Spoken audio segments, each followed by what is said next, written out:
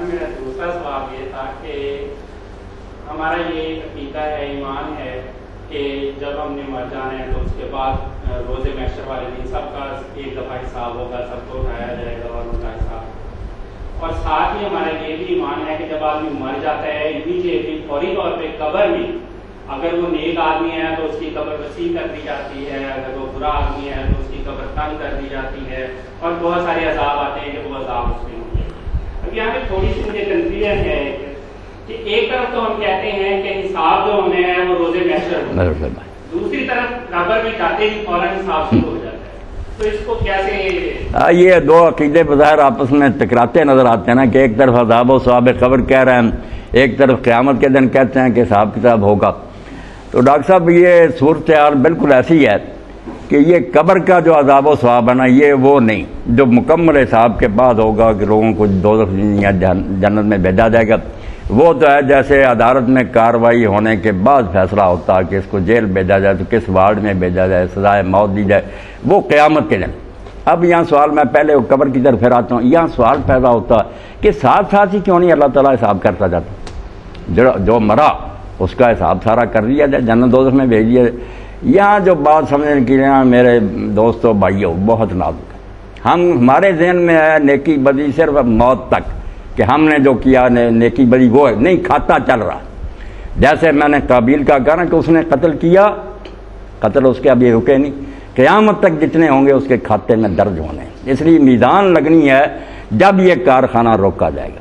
ہم یہاں جمع ہیں، ڈاکٹر حضرات نے مجھے بلایا، کوشش کی لوگوں تک دین پہنچے.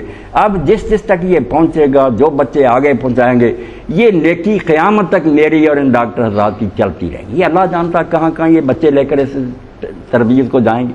اس لیے نہ نیکی کا پتہ چلتا اللہ تعالیٰ، نکتب ما قدموا وآثارہم، ہم وہ بھی لکھتے ہیں جو زندگی میں تم نے آگے بھیج دیا، اور ہم وہ بھی لکھتے ہیں جو بعد میں تمہارے نشانات رہ گئے، اچھے یا برے.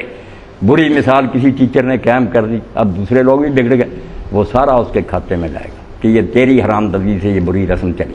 اور اگر نیک چیز کسی استاد نے بچوں کو سکھا دی، وہ آگے سے آگے جہاں تک جائیں گے اس کو بھی پھل ملے گا کہ اس کا لگایا وہ بوٹا.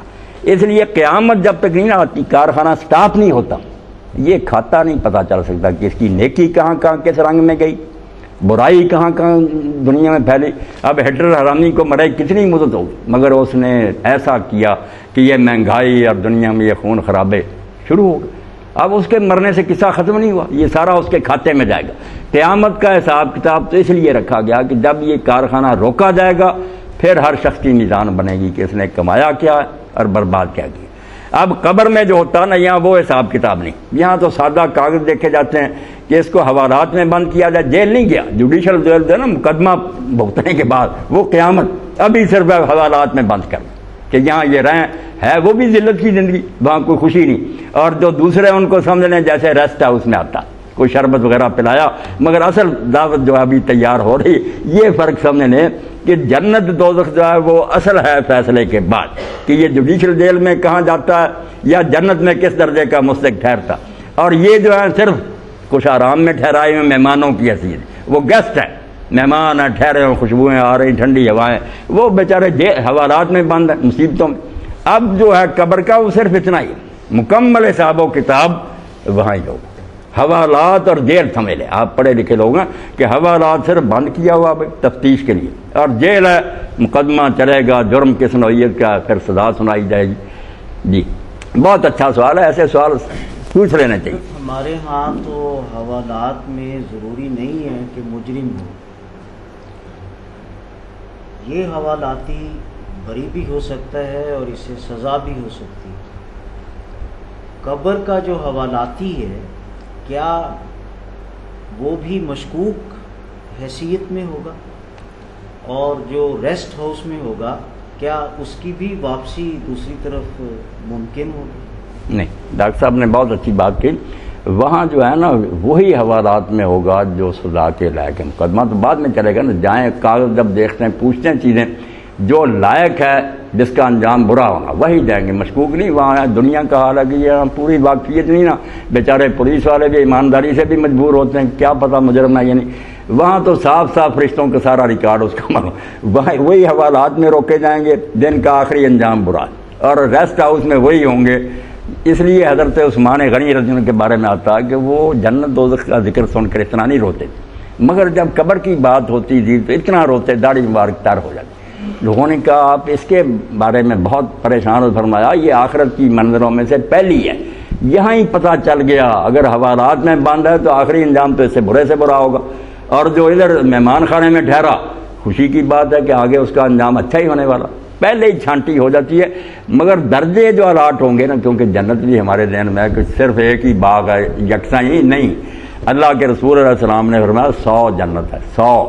اور وہ جنت بھی یہ نہیں کہ یہ اور دوسری منزل جیسے بینکوں کی عمارتیں، یہ زمین جیسی ہے، یہاں جنت جتنا فاصلے پر آسمان ہے وہاں دوسری اتنے ہی فاصلے پر تیسری 100، اور سب سے آخری ہے فردوس.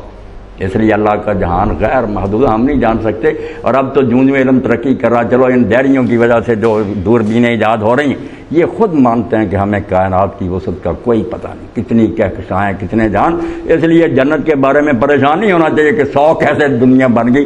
تو آخری فردوس ہے. اب جو جنت میں جائیں گے ان کا بھی فیصلہ ہوگا کہ نیچے کی جنت میں رہیں، دوسری میں رہیں، اور انبیاء اور رسول جو ہیں وہ آخری میں ہوں گے.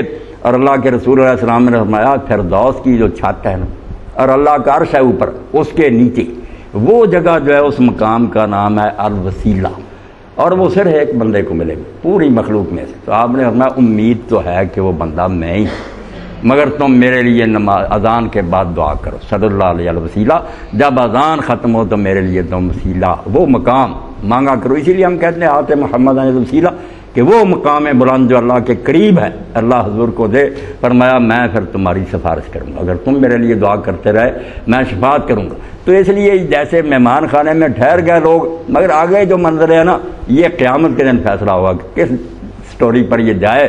اور مجرموں کا بھی ہوگا کہ کس وارڈ میں نے بھیجا. جہنم بھی بہت درکات، بڑے طبقے اس کے، اللہ پناہ دے، کہیں سختی ہے کہیں نرمی. اس لیے بعض وقت لوگ پوچھتے ہیں یہ کافر ہیں، ان میں سے کئی شریف آدمی، کافر ضرور ہیں مگر شریف ہیں، ہسپتال بناتے ہیں، مدارس بناتے ہیں. تو یہاں بھی لوگوں کو پریشانی ہوتی کہ یار کافروں کو آگ میں اللہ ڈال دے. تو آگ میں تو جائیں گے کیونکہ کافر ہیں، باغی اللہ اور رسول کے، مگر وہاں بھی وارڈ ان کے لیے جو ہے نرم ہوگا. کئی ایسے ہوں گے جن کی صرف جوتی آگ کی ہوگی، باقی وہ بچے ہوں گے. اللہ تعالیٰ ہر ایک کے ساتھ بالکل انصاف کے ساتھ معاملہ کرے گا کہ کس سزا کے یہ لائق ہے. جی.